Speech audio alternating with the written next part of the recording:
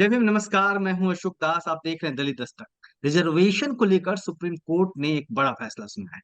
SC ST आरक्षण में supreme court ने फैसला सुनाते हुए 7 जजों की पीठ है, उसने 2004 में ईवी चिनैया बनाम आंध्र प्रदेश मामले में दिए गए सुप्रीम कोर्ट के 5 जजों के उस फैसले को पलट दिया है, जिसमें सुप्रीम कोर्ट ने कहा था कि एससी और एसटी जातियों में सब कैटेगरी नहीं बनाई जा सकती।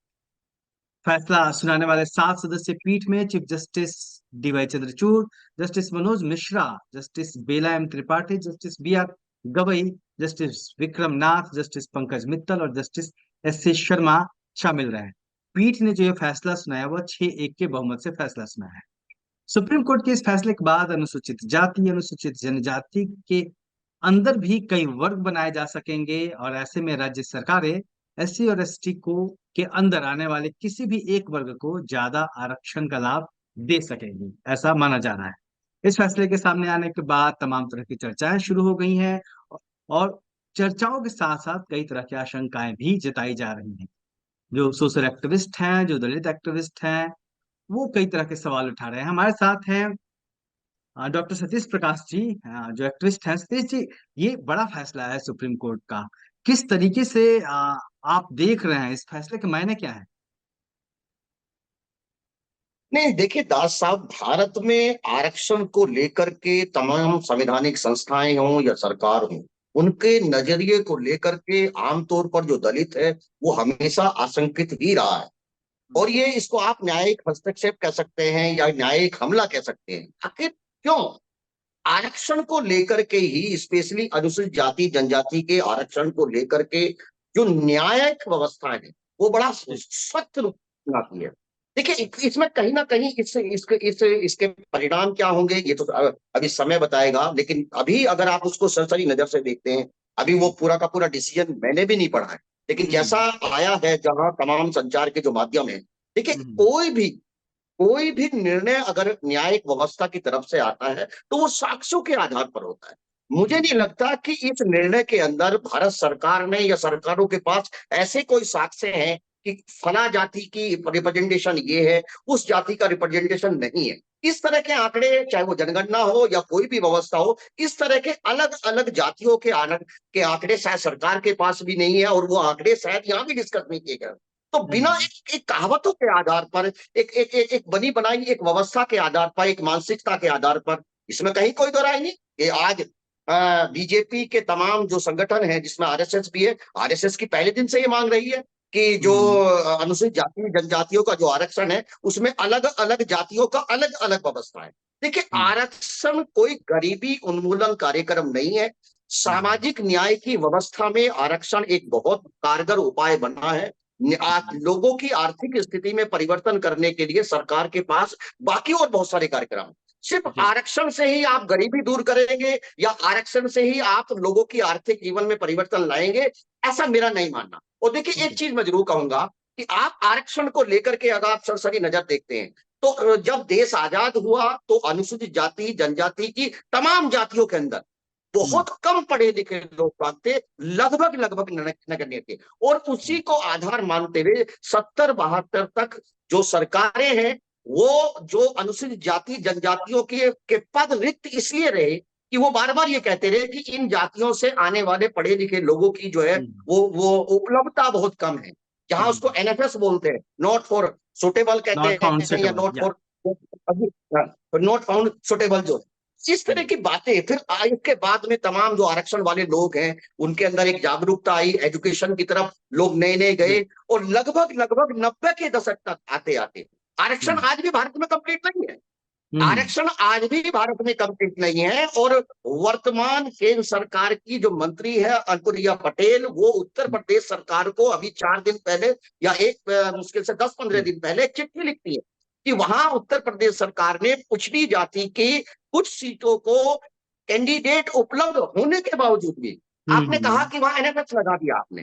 वो सवाल हम्म। सरकार से पूछ रही है। तो ऐसी स्थिति में माननीय सर्वोच्च न्यायालय को यह भी निर्णय लेना चाहिए कि अगर ये अनुसूचित जातियों की इतने पद खाली पड़ेंगे, उनको आप जी। कैसे भरेंगे? अलग अलग जातियों के, हाँ, इसमें कहीं कोई दो राय नहीं कि कुछ जातियां ऐसी हैं कि जो कहीं ना कहीं थोड़ा सा हम्म। उसमें कोई अंतर है, एजुकेशन का लेकिन भी अंतर है, सतीश जी उनको आप लेकर ये, के कोई कार्य। जी जी, जी। आप ये कह रहे हैं कि अभी वर्तमान में तमाम पद ऐसे हैं जो खाली हैं, जबकि अभी अगर जो रिजर्वेशन है वो एक कम्युनिटी को, एससी को रिजर्वेशन है, एसटी को रिजर्वेशन है, कोई कैटेगराइज नहीं है। बावजूद इसके तमाम पद खाली हैं, एनएफएस कहा जाता है, नॉन फॉर्म सुटेबल कहा जाता है, इसको लेके कोई भी दखल नहीं दिया जा रहा है, लेकिन सब कैटेगरी के ऊपर बात आ गई। नहीं नहीं, देखिए सब कैटेगरी आप बनाएंगे कैसे, देखिए हम्म। इसके राजनीतिक मायने भी आप समझिए। जी। ये आरक्षण सिर्फ भारत में अनुसूचित जाति जनजाति को नहीं है, आरक्षण हम्म। पिछड़े वर्ग के भी लिए है। और हम्म। भारत में बाकायदा भूचाल है, जनगणना को लेकर के सवाल है। अनुसूचित जाति के तमाम आंकड़े तो आपके पास उपलब्ध है, मैं मान लूंगा कि अलग अलग जातियों के आंकड़े आपके पास हो सकते हैं, सरकारी हम्म। नौकरियों के आंकड़े नहीं है, लेकिन उसको जुटाया जा सकता है। अभी जुटाया क्यों नहीं गया, उससे पहले ही आपने निर्णय ले दिया, ये एक मेरा सवाल था। लेकिन आप मुझे ये भी बताएंगे कि अगर पिछड़ी जाति के आरक्षण को देखेंगे तो ये नियम वहां भी लागू होगा। वहां हम्म। अलग अलग जातियों की अलग अलग स्थिति है, वहां अगर जी। अलग अलग जातियों की अगर अलग अलग स्थिति है तो वहां भी सब कैटेगरी बनेगी। और अगर वहां सब कैटेगरी बनेगी तो सब कैटेगरी बनने के लिए बाकायदा आपको अलग अलग जातियों के आंकड़े आपको दर्शाने पड़ेंगे। तो मुझे लेकिन ऐसा सतीश लगता है जी, कि मैं ये कह रहा हूँ कि मान लीजिए कि जैसे सुप्रीम कोर्ट ने अपने फैसले में कहा है, जो भी आया है अभी सामने मीडिया के थ्रू और तमाम सोर्सेस से, कि कुछ जातियां हैं जो पीछे छूट गई। जैसे एक आदमी जो वेल सेटल्ड है, उसकी तुलना जो मैनुअल स्क्वेंजिंग में लगे हुए लोग हैं उनसे नहीं की जा सकती, उनको आगे ले आने की जरूरत है। तो इसमें दिक्कत क्या है? इसमें इसमें कहाँ परेशानी आ गई? नहीं नहीं, इसमें दिक्कत नहीं है, देखिए हम्म। दिक्कत नहीं है, तमाम जातियों को जो पीछे छूटा है वो निश्चित रूप से उसको आगे लाना चाहिए। लेकिन हम्म। आप इसके अंदर मंशा भी देखेंगे ना, हम्म। भारत में आरक्षण को लेकर के एक बहुत बहुत बड़ी आशंका लोगों के घरों में रहती है। जी। आप पढ़ा लिखा व्यक्ति होने के बावजूद भी, एक अच्छा क्वालिफाई व्यक्ति होने के बावजूद भी उसका किसी सरकारी व्यवस्था में चुना जाना, आप हम्म। भारत में ये संभव नहीं है। अगर आरक्षण का प्रावधान नहीं है तो सामान्य पदों के ऊपर अभी भी आपने एक ऐसी व्यवस्था बनी हुई है कि हम्म। आप अनुसूचित जाति जनजाति का कोई भी व्यक्ति की नियुक्ति आप देने के लिए तैयार नहीं है। और हम्म। अनुसूचित जाति जनजाति का आरक्षण भी अभी पूरा नहीं हुआ, तो ऐसी स्थिति में ये तमाम सवाल लोगों से पूछे जाएंगे।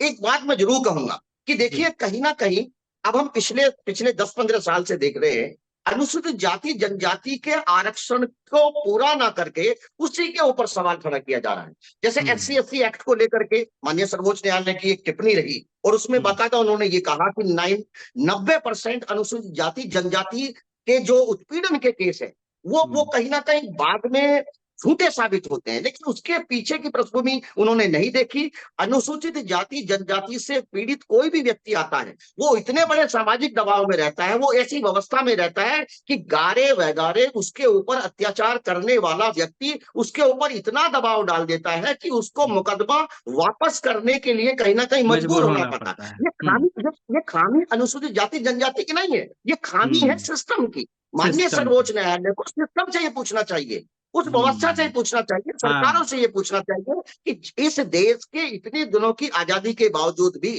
अगर अनुसूचित जाति जनजाति की कोई विशेष जाति अगर पीछे छूट जाती है तो सरकार को ऐसे प्रावधान करने चाहिए, उनको शिक्षा के कोई बेहतर व्यवस्था कर दे, उनके लिए हम्म। कोई अलग अलग स्कीम चला सकते हैं, अलग अलग जी। जातियों के लिए अलग अलग स्कीम चला सकते हैं उनको आगे हम्म। लाने के लिए। लेकिन आप सीधा सीधा आरक्षण के अंदर डाल करके, देखिए ये भी एक देश में सच्चाई है, आरक्षण के कितने पद है, लेकिन इसी भारत में जो सब रोजगार का जो सबसे बड़ा साधन है वो प्राइवेट सेक्टर है।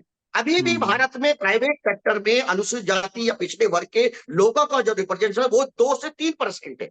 तो ये अगर जाति के आधार पर या जाति देख करके आप प्राइवेट सेक्टर में अनुसूचित जाति जनजाति के व्यक्ति को नौकरी नहीं दे पा रहे तो आप ये क्या प्रावधान होंगे, या क्या जी। आपके पास नियत के ऊपर सवाल इसलिए पूछेंगे।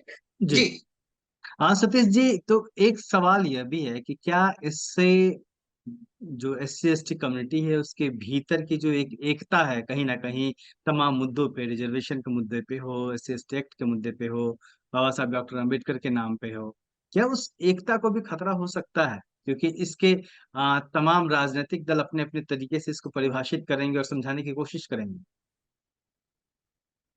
नहीं नहीं, देखिए मुझे ऐसा लगता है कि देखिए हम अलग अलग प्रोग्राम चलाते हैं। कुछ प्रोग्राम जी। ऐसे हैं कि जो दलितों के अंदर से स्वयं में चले, जैसे पे बैक टू सोसाइटी है। पे बैक टू हम्म। सोसाइटी एक पूरे देश में एक ऐसा कार्यक्रम है कि जिसमें पढ़े लिखे लोग अपनी अपनी अपनी आमदनी का कुछ हिस्सा लोगों को देते हैं। और उसका आप हम्म। देखेंगे, अगर पश्चिम उत्तर प्रदेश में आप जाकर के देखेंगे तो गांव गांव में जाकर के आपने जो है बाबा साहब भीमराव अंबेडकर पाठशालाएं आपने शुरू की है। बाबा हम्म। साहब भीमराव अंबेडकर आपने लाइब्रेरी शुरू की हुई है। इन लाइब्रेरी का हम्म। खर्चा कौन उठाता है?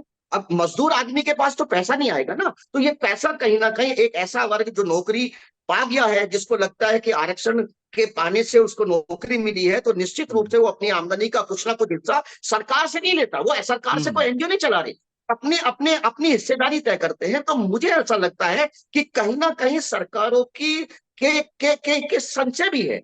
और केंद्र हम्म। सरकार ने जिस तरह की पैरवी वो दलितों को लेकर के करते हैं, उनकी उनकी जो व्यवस्था है वो बहुत बेहतर नहीं हम्म। है। और मुझे ऐसा लगता है कि देखिए इसी सत्र के अंदर, कल आज अभी लोकसभा का सत्र चालू है, सरकार को हम्म। कोई विशेष सत्र बुलाने की आवश्यकता नहीं है। हम्म। निश्चित रूप से केंद्र सरकार को इसके ऊपर संज्ञान लेना चाहिए। आज हम्म। ये अनुसूचित जाति जनजाति के लिए आया है। इस हम्म। इस इस इस, इस, इस जो जो भी निर्णय आया है, ये जी। निर्णय निश्चित रूप से आज नहीं तो कल पिछड़ी जाति के आरक्षण को भी प्रभावित करेगा। पिछड़ी हम्म। जातियों की बहुत सारी जातियां सुप्रीम कोर्ट में जाएंगी और निश्चित रूप से वहां भी सब कैटेगरी बनेगी। और अगर वहां राजनीतिक। सब कैटेगरी जी। बनेगी, राजनीतिक जी, मायने क्या होंगे? नहीं राजनीतिक, देखिए राजनीतिक नहीं है ये देखिए आरक्षण दलितों के लिए कोई राजनीतिक मुद्दा नहीं है। ये उसके नहीं नहीं नहीं, आत्मसम्मान का है, ये उसकी व्यक्तिगत का सवाल है जी। राजनीतिक तौर पे तमाम दल इसको, क्या आपको नहीं लगता कि अपने राजनीतिक लाभ के लिए अलग अलग तरीके से काम करना शुरू करेंगे? नहीं नहीं, देखिए अभी अभी हम एक चीज के ऊपर डिस्कस कर रहे थे। अभी हम हम्म। 2 मिनट पहले मैं आपसे बात किया था हम्म। कि भारत में पहली बार हो रहा है कि हम्म। जो आवासीय अथॉरिटी है, चाहे उसमें डीडीए हो या भारत की कोई भी अथॉरिटी, अगर हम्म। वो आवासीय प्लॉट जारी करती है तो हम्म। उत्तर प्रदेश में नोएडा जो अथॉरिटी है उसका एक विज्ञापन है। हम्म। और उसने जानबूझ करके अनुसूचित जाति जनजाति के लिए जो आरक्षण का प्रावधान है उसको खत्म कर दिया। उसका आप विज्ञापन देखिए। अभी हम्म। तमाम जो दलितों के बहुत सारे प्रतिनिधि मंडल जाकर के नोएडा अथॉरिटी से जाकर के मिल रहे हैं। अब उनको हम्म। सुप्रीम कोर्ट जाएंगे, अब सुप्रीम कोर्ट में पूछेंगे कि इस देश में इन हालात है कि जब अनुसूचित जाति जनजाति के लिए आरक्षण है, लेकिन उस आरक्षण को खत्म किया जा रहा है, ये सीधा सवाल कौन हम्म। पूछेगा? ना सरकार दलितों के साथ है, ना संवैधानिक संस्थाएं दलितों के साथ है। तो हम्म। क्या सिर्फ दलित जो है वो सड़क पे जाए? उसमें क्यों मजबूर कर रहे हम्म। हैं? हम ये हम्म। चाहते हैं कि देश का जो दलित है उसकी जो ऊर्जा है वो किसी के खिलाफ खर्च ना हो, उस जी वो सतीश कहीं ना जी। कहीं जी। इस देश के निर्माण में खर्च होनी चाहिए। जी। ये सरकारों की भी नैतिक जिम्मेदारी है। और मेरा जी। मानना यह है, ये मैं मांग करता हूं एज ए दलित एक्टिविस्ट, कि सरकार को इसके ऊपर तुरंत संज्ञान लेना चाहिए। हम्म। तुरंत सतीश संज्ञान जी लेना इससे। चाहिए। और इसको अभी लोकसभा का सत्र जारी है और हम्म। तमाम विपक्ष और जो पक्ष के तमाम लोग जी, हाँ सतीश जी, हाँ उनको उनको इस बारे में चर्चा करनी चाहिए, बिल्कुल जी, जायज बात कही आपने। सतीश जी, आप ही के जो जवाब है और जो तमाम आप सवाल उठा रहे हैं, इससे सवाल एक ये भी उठता है कि एक तमाम आशंकाएं जताई जा रही है कि ये कहीं ना कहीं रिजर्वेशन को खत्म करने की एक तरीके से कोशिश है। क्योंकि अभी अभी जो एक संपूर्णता में अगर एस सी एस टी की बात करें तो उसके बावजूद भी तमाम पद भरे नहीं जाते हैं। ऐसे में एक आशंका ये जताई जा रही है कि जब सब कैटेगराइज होंगी चीजें, जो कि अब फैसला तो आ ही गया है, तो इसके बाद जो तमाम पद हैं अलग अलग जो पीछे छूट गई जातियां हैं उनके लिए अगर कुछ पद अलॉट किए जाते हैं, लेकिन हो सकता है उसमें उस पद के योग्य लोग ना हो, और वो चीजें जैसे नॉट फाउंड सुटेबल के आधार पर पदें खाली रह जाती हैं, उसमें भी खाली रह जाएं, इससे तो और दिक्कत की स्थिति पैदा नहीं होगी? जो रिजर्वेशन नहीं जो नहीं, आप मिलने का देखिए जो देखिए मूल देखिए आधार था, जो जो जिसके लिए दिया गया था, और वो कहीं खतरे में नहीं आ जाएगा? नहीं नहीं, देखिए योग्यता का आधार क्या है? हम्म। आप किसको योग्य मानेंगे?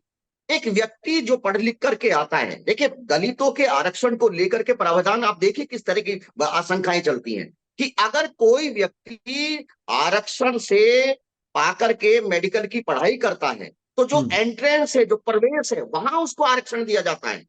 और बाकायदा सारी परीक्षाएं वो पढ़ करके पास करता है। लेकिन आपको मालूम है कि लोगों की जो जो जो एक भ्रांति बनी रहती है कि ये अनुसूचित जाति जनजाति से आने वाला व्यक्ति है और इसने प्रवेश परीक्षा में आरक्षण प्राप्त किया था, तो उसकी योग्यता के ऊपर तमाम सवाल सिस्टम खड़ा करता है। लोग भी खड़ा करते हैं, जनता भी सवाल खड़ा करती है, सरकारें भी सवाल खड़ा करती है, और जो संवैधानिक संस्थाएं वो भी सवाल खड़ा करते हैं। तो मेरा कहना यह है कि कहीं ना कहीं अब बहुत लंबे समय तक इस हम्म। देश के दलितों को आरक्षण से हटाया जाएगा। विपक्ष कहेगा कि ये संविधान बदलने नहीं देंगे, सरकार कहेगी हम संविधान बदलेंगे या संविधान बदलना चाहते हैं। कहीं ना कहीं जो ये आशंकाएं लोगों के अंदर चली जी। आई थी, लोकसभा के चुनाव के बाद में पक्ष और विपक्ष, सरकार कह रही थी कि उसकी ऐसी कोई आशंका नहीं है या उसकी हम्म। ऐसी कोई मंशा नहीं, विपक्ष उसकी मंशा को लेकर के सवाल उठा रहा था। संविधान में आप हम्म। क्या बदलोगे? एक दलित के नजरिए से संविधान में आप क्या बदलोगे? संविधान में बस आप उसका जो आरक्षण है उसी को तो खत्म करेंगे। केंद्र हम्म। सरकार ने 28 लाख पदों की नियुक्ति रोक के सिर्फ इसलिए रखी हुई है कि कहीं ना कहीं अनुसूचित जाति जनजाति पिछड़े वर्ग के लोग, आरक्षित पदों हम्म। से आने वाले लोग, आपने हम्म। लेटरल एंट्री शुरू की है। लेटरल हम्म। एंट्री में आप ये भी देखिए कि संसदीय कमेटी की एक रिपोर्ट है, वो रिपोर्ट ये कहती है कि भारत सरकार अगर 45 दिन से ज्यादा कोई भी नियुक्ति करती है तो आपको हम्म। आरक्षण देना ही पड़ेगा।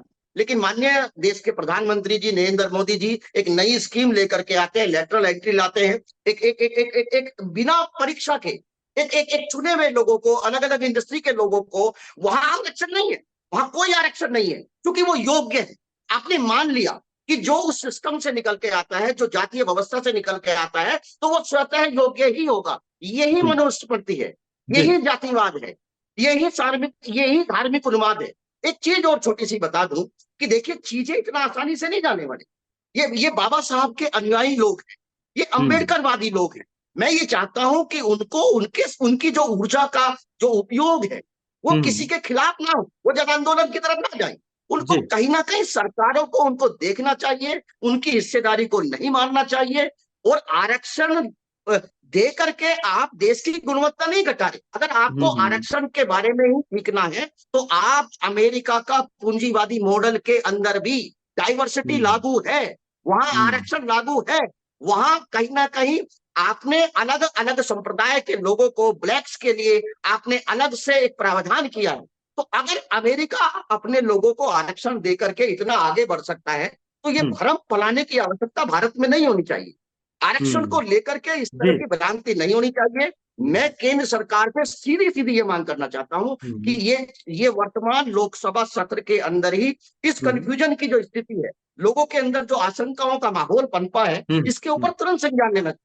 जी। जी, बहुत बहुत शुक्रिया सतीश जी।